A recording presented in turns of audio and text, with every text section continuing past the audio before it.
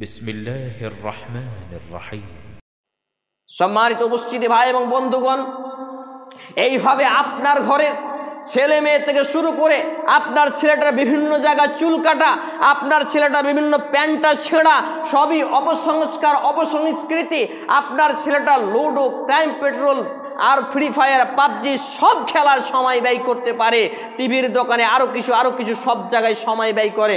সময় কাটে না মৌলভী সাহেব, এই জন্য এখানে বসে আড্ডা দিচ্ছি, কিন্তু নামাজে সময় ব্যয় করতে পারে না। এটা হচ্ছে বিজাতীয় অপসংস্কার এবং অপসংস্কৃতি। সম্মানিত উপস্থিতি ভাই এবং বন্ধুগণ, আমি দ্বিতীয় খুতবার পরে দ্বিতীয় দফায় আপনাদের সামনে যে আয়াতে কারিমা পাঠ করেছিলাম, এটি ৩য় পারা 52 নম্বর পৃষ্ঠা কুরআনুল কারীমের 3 নম্বর সূরা আয়াত নম্বর 19। আল্লাহ রাব্বুল ইজ্জাত বলছেন, ইন্নাদ দীনা ইনদাল্লাহিল ইসলাম, আল্লাহর কাছে নিঃসন্দেহে গ্রহণযোগ্য, অ্যাকসেপ্টেবল, গৃহীত কোন রিলিজিয়ন যদি থাকে সেটা হবে দ্বীনুল ইসলাম। বলি সুবহানাল্লাহ। তা আল্লাহর কাছে একমাত্র চূড়ান্ত ধর্ম ইসলাম। আর এই ইসলাম ছেড়ে আজকের নামধারী মুসলমানরা মার্জি মতো, খায়েশ মতো, ইচ্ছা মতো যেমন খুশি তেমন সাজে নাটক অভিনয় হয়, এই রকমভাবে তারা জীবন চালায়। অথচ তারা মরলে তাদের মসজিদে এলান হয়, অথচ তারা মরলে তাদের জানাজা হয়, অথচ তারা মরলে তাদের জন্য দোয়া করা হয়। এইগুলো টাটকা ভণ্ডামি বন্ধ করুন। মাদ্রাসার সেই সব শিক্ষকদের বলতে চাই, যারা বেনামাজের জানাজা পড়ান তারা সতর্ক হয়ে যান, নইলে কবরে পিটুনি আপনাকে পর্যন্ত দেবে ফেরেশতা, তখন কি করে রুখবেন? এখানে তো আপনার দলবল ভারী, পাল্লা ভারী, আপনি চালিয়ে দিচ্ছেন। কিন্তু যেই সব মসজিদ কমিটিগুলোকে বলবো যে বেনামাজির জানাজা হবে না ঘোষণা করুন, বেনামাজির জানাজা পড়াবেন না এই ঘোষণা করুন, নামাজির সংখ্যা বাড়ছে কি কমছে দেখেন তো। শক্ত হতে হবে, কঠোর হতে হবে দ্বীন ইসলামের জন্য, নইলে ওই যে মসজিদ দখল করলো না, আপনার মধ্যে প্রকৃত ইসলাম না থাকে, আপনি যদি প্রকৃত মুসলিম না হতে পারেন, এরা করবে, কারণ ওদের মধ্যে আল্লাহ তাআলা আমাদের মধ্যে থেকে ভয়টাকে আউট করে দিবেন। একটা হাদিস মনে পড়ে গেল, সংক্ষিপ্ত টাইম।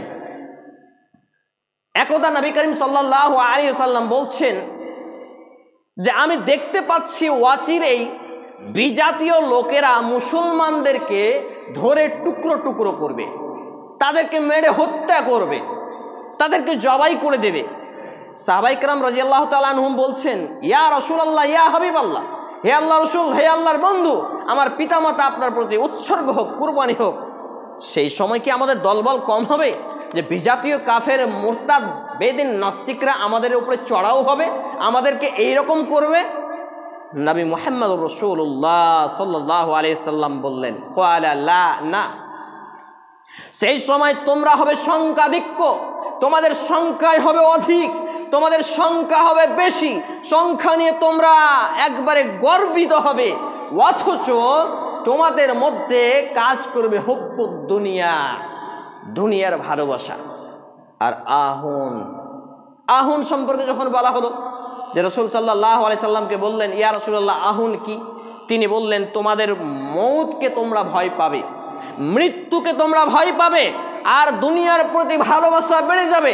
আজকে অধিকাংশ নয়, বেশিরভাগই মুসলমানের বাচ্চা মুসলমান মৃত্যুকে ভয় পায়, মূলত তাদের ঈমান নেই বলে, আর তাদের দুনিয়ার মহব্বত বেশি। শিক্ষা প্রতিষ্ঠানে দান সাদকা করে না, যে জায়গায় দান করা প্রয়োজন সেখানে করে না। ইসলামিক বই একটা কিনতে গেলে 100 টাকা, ওহ এত টাকা।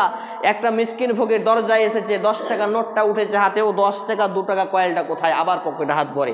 এই টেন্ডেন্সি, এই চিন্তাধারা যাদের মধ্যে আছে, এই মুসলমানরা যদি মার না খায় তো আর কোন মুসলমানরা খাবে? এই সময়টা হচ্ছে এই সময়, ওলামায়ে কেরামগণ বলছেন এই হাদিসের ব্যাখ্যায়, সেই সময়ের মুসলমান হবে কচুরি পানার মতো, দলের মতো, আবর্জনা খড়খুটার মতো। স্রোত যে বাঁকে বয়ে যায়, এরাও সেইভাবে বয়ে যাবে। এখনই যদি একটা মানুষকে, মুসলমানকে যদি জঙ্গি বলে ফাঁসিয়ে দেওয়া হয়, যদি কোনো ব্যক্তিকে জঙ্গি বলে ফাঁসানো হয়, ওই ছেলের পাড়ার লোক বলবে ছেলেটা সত্যি জঙ্গি। কেন? সে নামাজি বেনামাজিদের কবরস্থানে জানাজায় যেত না, বেনামাজিদের সঙ্গে তার সম্পর্ক ভালো ছিল না, বেনামাজির বেটিকে বিয়ে করেনি, বেনামাজির মেয়েকে বিয়ে করেনি, বেনামাজির বাড়িতে বোন দেয়নি, মেয়ে দেয়নি। এই জন্য সে লোকটা বলবে হ্যাঁ, মুসলমানের বাচ্চারা বলবে হ্যাঁ সে ওই রকমই। আলহামদুলিল্লাহি রাব্বিল আলামিন।